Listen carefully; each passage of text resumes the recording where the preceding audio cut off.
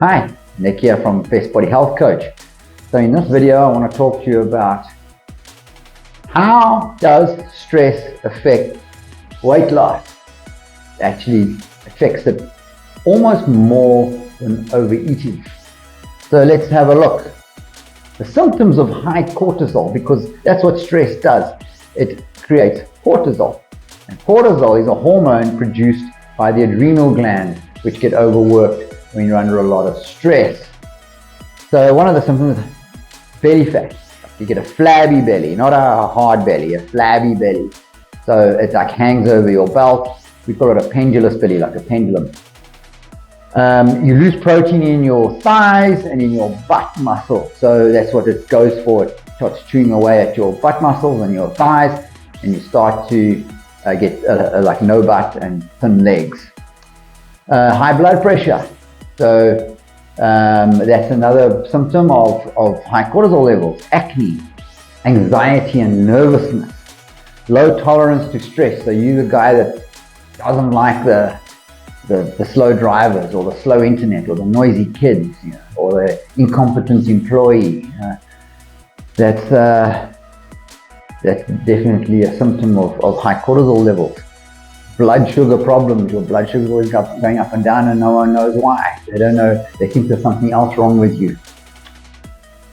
Cravings for carbs and breads. That's another one. Digestive problems. You're not digesting your food right, and the reason for that is your stomach acid is very alkaline, and it causes heartburn, and it doesn't digest your food, doesn't break down your food properly. Here's one that's a big telltale sign is you wake up at 2 a.m. or 3 a.m. in the morning and you get very nervous and worried about things that don't seem that important when the sun starts coming up. Quite interesting. So you'll wake up at 2, 3 o'clock in the morning and you'll fall asleep again like 6, 7, 8 a.m. again. Suppressed or shut down immune system, so you pick up anything. I mean, it's common knowledge that stress is bad for your health, and this is getting into why. So it shuts down your immune system. That's why you pick up anything that's going around. Less fertile and low libido. So if you're trying to have a child and you're finding it hard to fall pregnant, that's usually to do with the hormones, quite obviously. But one of the reasons is high cortisol levels. So you need to chill out if you're trying to have a baby, and things will probably work out a lot easier. So let's get into the mechanics of it. So high cortisol shifts back the metabolism to glucose production. So let's say you're in ketosis and you're under a lot of stress, your metabolism kicks you out of ketosis and it changes the metabolism to glucose production. So it starts producing glucose. And the glucose is actually produced from the protein that the metabolism is attacking for energy. Okay, so it takes your thighs, your butt, and it turns it into sugar. So yes, don't be surprised if you don't lose weight if you're under stress. Increases glucogenesis, production of new sugar in the liver. That's what we don't want. Okay, we're trying to not do that on our program. So pumps out sugar, not coming from your diet, it's coming from protein. So you're not eating any sugar, but you're putting on weight. Like, what is this about?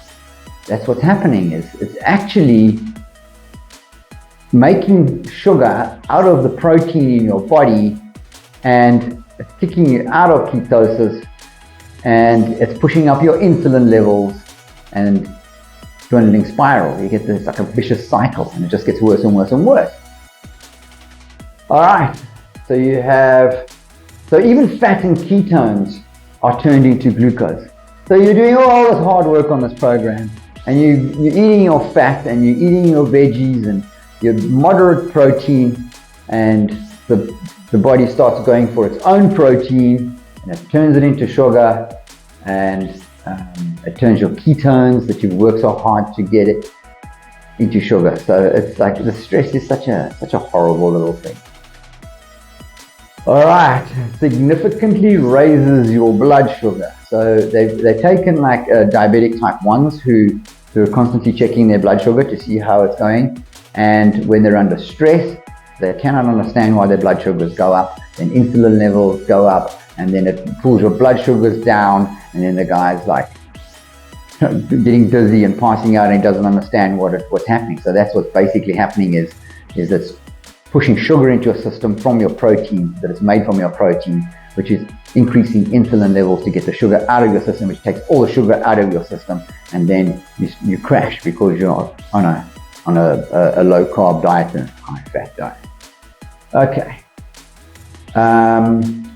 Cortisol drives the storage of fat to your midsection or your viscera around the organ. So inside, it's either around here, you get the spare tire with this pendulous belly, or it's the fat inside your body, like the visceral fat inside your body around your organs that's put there to protect your organs.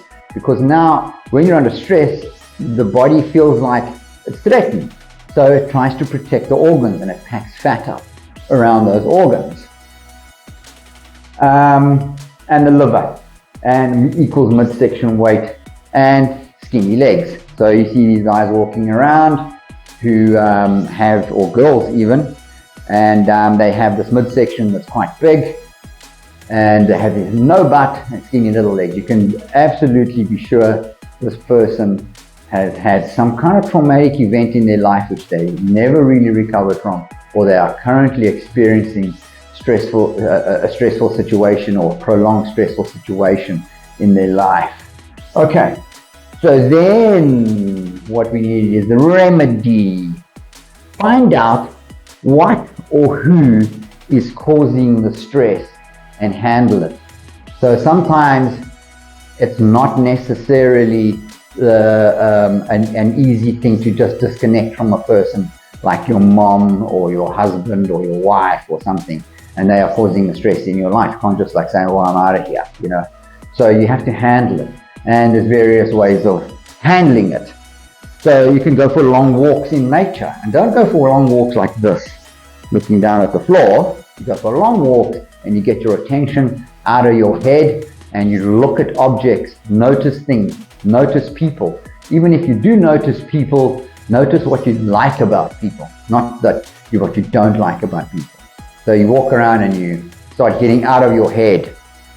Okay, so physical work, exercise, to get rid of the energy and to get the mind off whatever it is stressing you out. So do some gardening or some woodwork or some painting or something like that, some art, whatever it might be.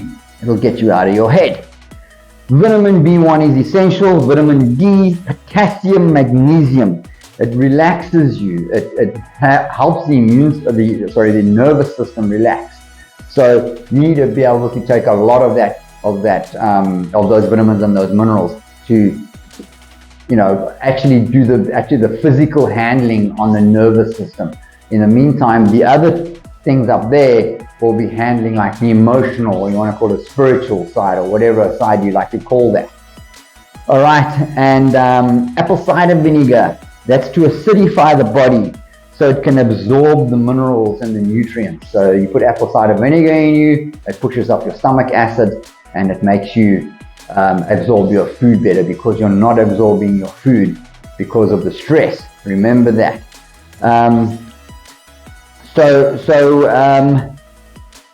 When you're looking around to find who it is who's stressing you out, because there's always someone. It's never a situation, either a group or an individual that's causing the stress in your life. There's someone that you are that you have your attention on. It might be right in front of you, or it might be someone who's really clever and covert about everything that they do.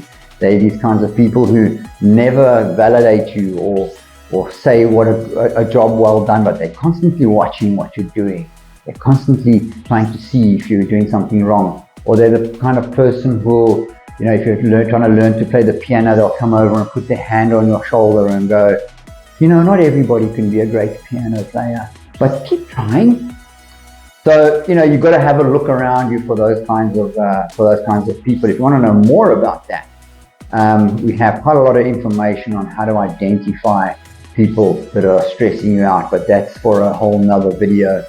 So I hope this explains why, if you are doing everything on the program, but you're still battling to lose weight, these are the reasons. There's another thing that's not written here, which is a good handling, is, you've got to laugh a lot. You really got to get flippant. You've got to force yourself to smile. You've got to force yourself to laugh. Find a good comedy show. Find a good stand-up comic that you like and watch their shows and have a good laugh before you go to bed at night. You've got to do that kind of thing. If something goes wrong, you've got to laugh about it. Like, I just lost my house. And it sounds ridiculous, but it actually works. It doesn't help going, oh, I just lost my house, I'm never gonna make it in life. That's not gonna help. So it's best to be flippant and light about things and force yourself to do that.